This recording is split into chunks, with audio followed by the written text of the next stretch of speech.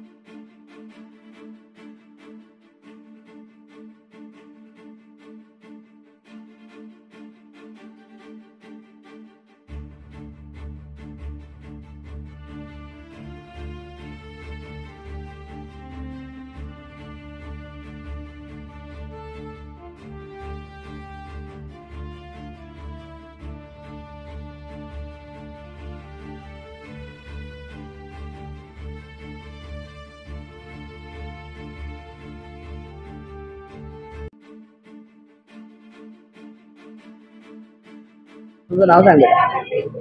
माझं नाव श्वेता अमर सोनवणे। मी जिजामाता कन्या विद्यालयाला शिकते। आमची हॉस्टेलची टीचर आम्हाला काम करायला लावत असते, धुणं भांडी धुवायला लावत असते। मॅडमचं नाव हेमांगी शिंदे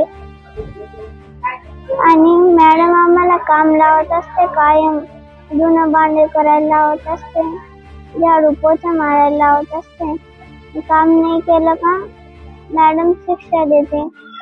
आमचं मुलींचं चालू असताना मॅडमांनी हातावरती मारलं, मग धक्का देऊन दिला।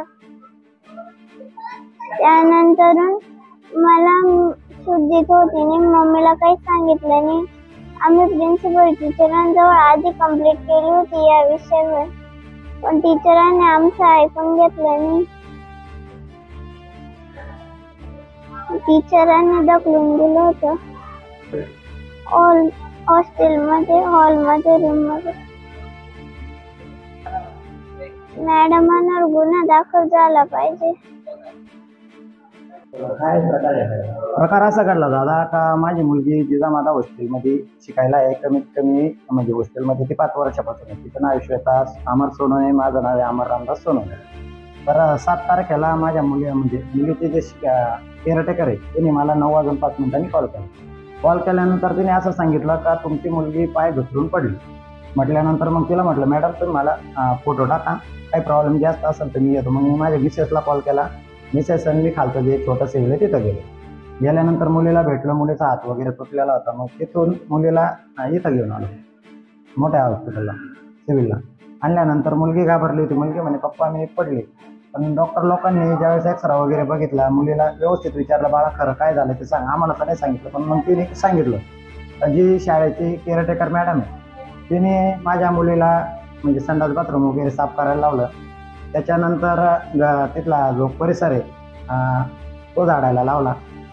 त्याच्यानंतर तिने काहीतरी काम नाही ऐकलं वाटतं, तर त्याच्यात मुलीला तिने मारल्यानंतर मुलीला जोरात लोटून दिल्यावरती पडली आणि तिचा हात मोडला। माझी मागणी एकच आहे का माझी मुलगी माझ्या मुलीला न्याय मिळाला पाहिजे, दुसरी कुठलीच मागणी नाही।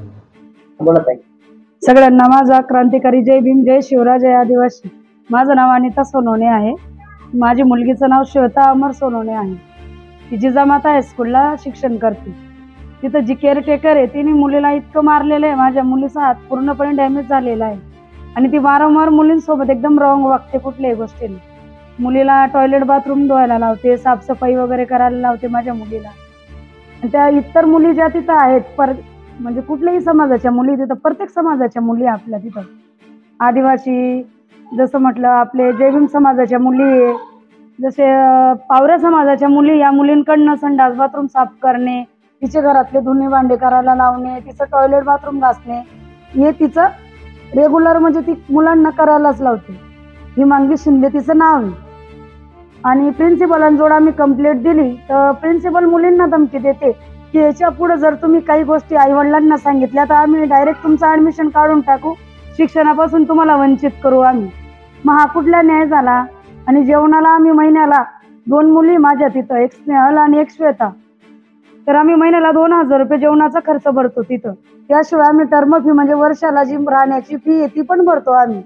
त्याबाबत बी जेवणाला जर एक्स्ट्रा पोळी जर मुलींना लागली, 2 पोळीच्या वर जर 3री पोळी घेतली तर ती एक्स्ट्रा 10 रुपये मुलींकडनं वरतून घेते.